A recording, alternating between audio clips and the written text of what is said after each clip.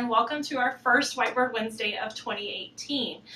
This month we're going to be focusing on nutrition because a lot of people don't realize that the fundamental part of your dental health really starts with your nutrition and your dietary habits.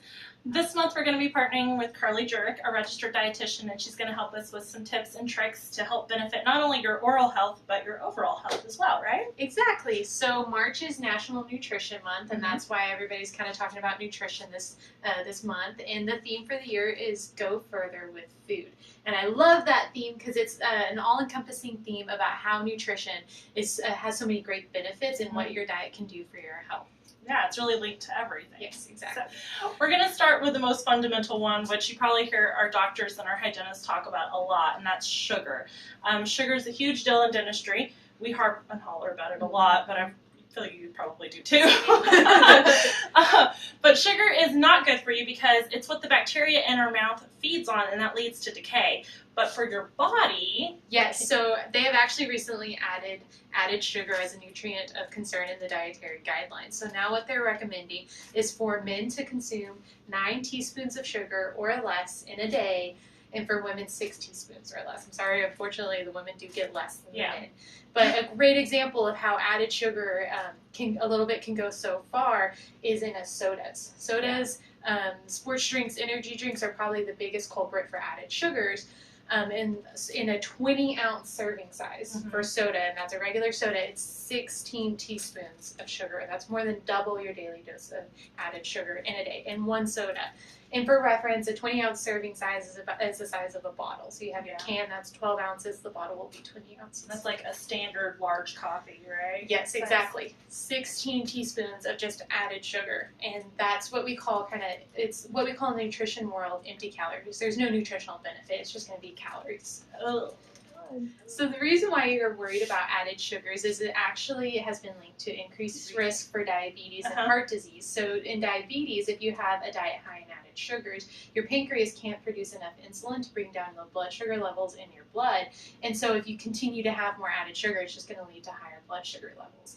But then on top of that, a diagnosis of diabetes actually increases your risk of heart disease later on. And so that's all very much intricately linked together. Yeah, well, and to top that off, gum disease is also linked to both diabetes and heart disease.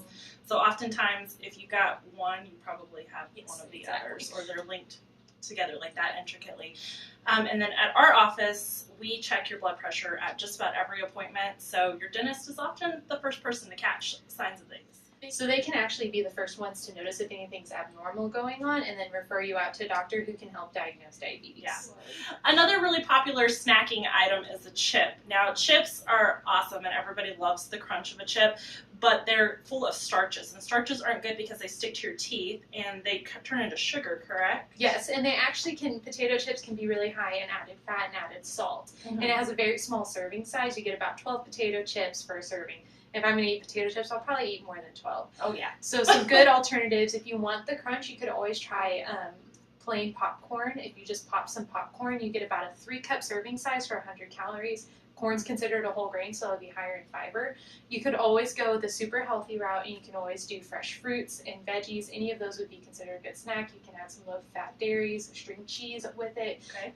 Any of those would be considered a better snack. Yeah, just if you're going to do popcorn, be sure you watch for those kernels because that's the bad kind of crunch. Yes, you don't want that crunch, otherwise you'll be in here seeing them. Yeah, for not good reasons. Okay, so let's talk about calcium, because calcium is really important for bone health and your teeth, but a lot of people think that you've got to get calcium from dairy, but there are dairy-restricted diets out there. So what are some calcium alternatives that you have? There's some great alternatives, so any of the leafy greens, so spinach, kale, romaine, any of those will be a good source of calcium. You can also get it from things like sardines and salmon would be a good source of calcium. If you eat the sardines, go ahead and eat those tiny little bones. They might be a little crunchy, but that will be where you get the calcium and the vitamin D from. Okay, cool. I didn't know that. Now, we already talked about sugar and how it's not good for you, and sugar is obviously part of candy. So candy, yes, there's a sugar content, but then also the sticky candies can just not be good for your teeth because it'll stick to your teeth. So as an alternative, we talk about nuts. What are some other health benefits to nuts, though? Nuts are a great option. They're a great source of protein, great source of fiber, also a really good source of those heart healthy fats and those brain boosting fats. So they actually recommend to kind of help prevent that afternoon slump when people are going to reach for the candy to instead eat almonds, and then you won't experience that 3 p.m. crash. It actually, yes, it is a great tip. Instead of when you get hungry in the afternoon, if you snack on some nuts, you'll be full of energy the rest of the day. You won't get that really tired, I need to go get an extra cup of coffee feeling. But nuts are a great source of vitamin E, fiber, and magnesium. Ooh, okay. Speaking of magnesium, I'm hearing that a lot lately. So can you tell me a little bit more about magnesium? So magnesium is something that it's a vitamin and a mineral, and we all have to have it in our diet. But research has actually shown that it has some great health benefits. It can help fight off headaches if you experience headaches, can also help prevent heart disease, can even help prevent constipation if you're having some problems going to the bathroom. I'm a headache sufferer, so I'm going to have to look into that more. Now, for all of our chocolate lovers, because I'm sure that they're like, oh crap, you're talking about sugar, you're going to take my chocolate away.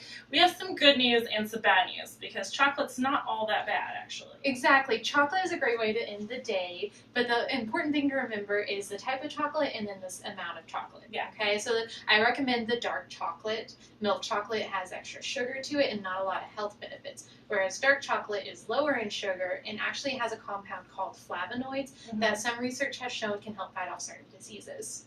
Well, and we established already that sugar's not good for you. Exactly. So And we're going to drive that home, right? Yes, exactly. And a 1 ounce portion, which is about the size of a small piece of dark chocolate. You could do 2 ounces, but you don't want to do much more than that. Okay, so within reason, Yes. dark chocolate. Yes. Okay.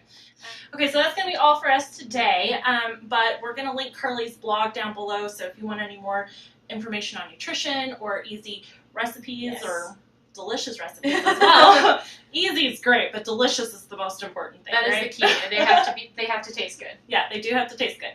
But yes, her blog is beetsandbrews.com, correct? Yes, that is correct. Okay, great. We'll have all of that information linked for you guys down below. So be sure to like, comment, give it a like, share, and keep up to date with us because we do our Whiteboard Wednesdays once a month. And so next month we'll see you back for oral cancer. Bye. Bye, everyone.